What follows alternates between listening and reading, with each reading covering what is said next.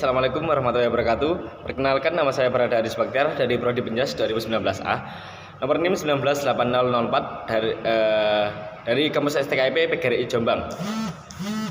Di sini saya akan menjelaskan perencanaan pembelajaran. Yang pertama, pengertian pembelajaran. Pembelajaran adalah merupakan catatan hasil pemikiran awal seorang guru sebagai pengelola proses pembelajaran. Adapun unsur-unsur tersebut yang mengacu pada silabus yang ada dengan memperhatikan hal-hal sebagai berikut. Yang pertama, berdasarkan kompetensi dan kemampuan dasar yang harus dikuasai oleh siswa. Yang kedua, digunakan sebagai pendekatan yang sesuai dengan materi yang diberikan, kecakapan hidup sesuai dengan permasalahan dan lingkungan sehari-hari. Yang ketiga, digunakan metode dan media yang sesuai. Yang keempat, penilaian dan sistem pengujian menyeluruh dan berkelanjutan didasarkan pada sistem-sistem pengujian yang dikembangkan selaras dengan pengembangan silabus. Untuk peran perencana pembelajaran. Perencanaan pembelajaran berperan sebagai acuan bagi guru untuk melaksanakan kegiatan pembelajaran agar lebih terarah dan berjalan efektif dan efisien. Dengan perkataan lain, perencanaan pembelajaran berperan sebagai skenario proses pembelajaran. Oleh karena itu, rencana pembelajaran hendaknya bersifat luas atau fleksibel dan memberikan kemungkinan bagi guru untuk menyesuaikan dengan respon siswa dalam proses pembelajaran sesungguhnya. Untuk yang bagian 2, penyusun kurikulum tingkat satuan pendidikan atau KTSP. Kurikulum adalah seperangkat rencana dan pengaturan mengenai tujuan, isi, dan bagian pelajaran serta cara yang digunakan sebagai pedoman penyelenggaraan kegiatan pembelajaran untuk mencapai tujuan pendidikan tertentu. KTSP adalah kurikulum operasional yang disusun oleh dan dilaksanakan di masing-masing satuan pendidikan.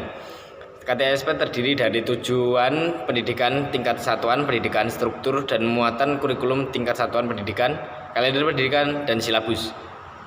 Struktur dan muatan KTSP pada jenjang pendidikan dasar dan menengah yang tertuang dalam S1 atau standar SI atau standar isi meliputi 5 kelompok mata pelajaran sebagai berikut. Yang pertama, kelompok mata pelajaran agama dan akhlak mulia. Yang kedua, kelompok mata pelajaran kewarganegaraan dan kepribadian.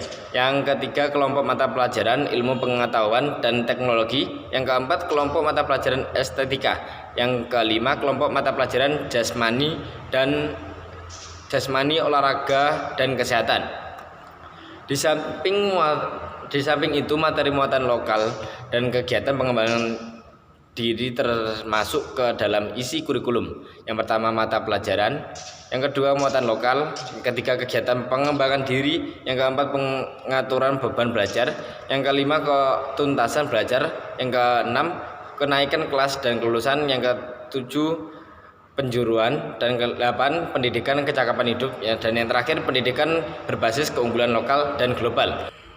Yang tiga, pengembangan silabus. Silabus adalah rencana pembelajaran pada suatu dan untuk kelompok mata pelajaran, tema tertentu yang mencakup standar kompetensi dasar, materi pokok pembelajaran, kegiatan pembelajaran, indikator pencapaian kompetensi untuk indikator penilaian, alokasi waktu, dan sumber bahan atau alat belajar.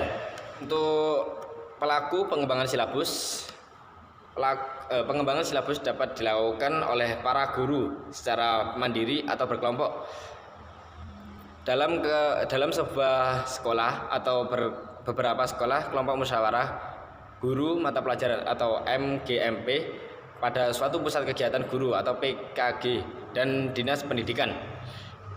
Untuk komponen silabus, yang pertama standar kompetensi, 2 kompetensi dasar, 3 materi pokok atau pembelajaran, 4 kegiatan pembelajaran, dan yang kelima indikator, yang keenam penilaian alokasi waktu, dan yang ke-8 sumber belajar. Untuk langkah-langkah pengembangan silabus, yang pertama mengkaji dan menentukan standar kompetensi, yang kedua mengidentifikasi materi pokok atau pembelajaran, yang ketiga melakukan pemateri kompetensi, yang keempat mengembangkan kegiatan pembelajaran, yang kelima merumuskan indikator pencapaian kompetensi, yang keenam menentukan jenis penilaian, yang ketujuh menentukan alokasi waktu, dan yang terakhir menentukan sumber belajar.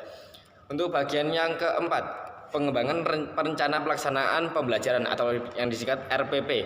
Perencana pelaksanaan pembelajaran atau RPP adalah rencana yang menggambarkan prosedur dan pengorganisasian pembelajaran untuk mencapai suatu kompetensi dasar yang ditetapkan dalam standar isi dan telah dijabarkan dalam silabus.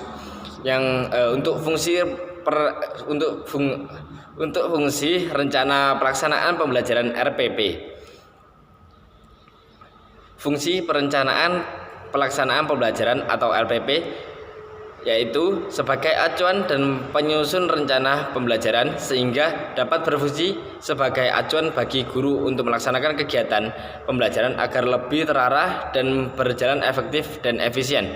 Untuk alur pelaksanaan pembelajaran atau RPP, yang pertama standar kompetensi dan kompetensi dasar, yang kedua silabus, yang ketiga RPP. Komponen perencanaan pelaksanaan pembelajaran atau RPP terdiri dari 1. Identifikasi mata pelajaran, 2. Standar kompetensi, 3. Kemampuan dasar kompetensi dasar, 4. Indikator pencapaian kompetensi, 5. Tujuan pembelajaran, 6. Pemateri pembelajaran, yang ketujuh alokasi waktu, 8. Metode pembelajaran, 9. Kegiatan pembelajaran, 10. Media pembelajaran, 11. Penilaian hasil belajar dan tingkat lanjutan, 12.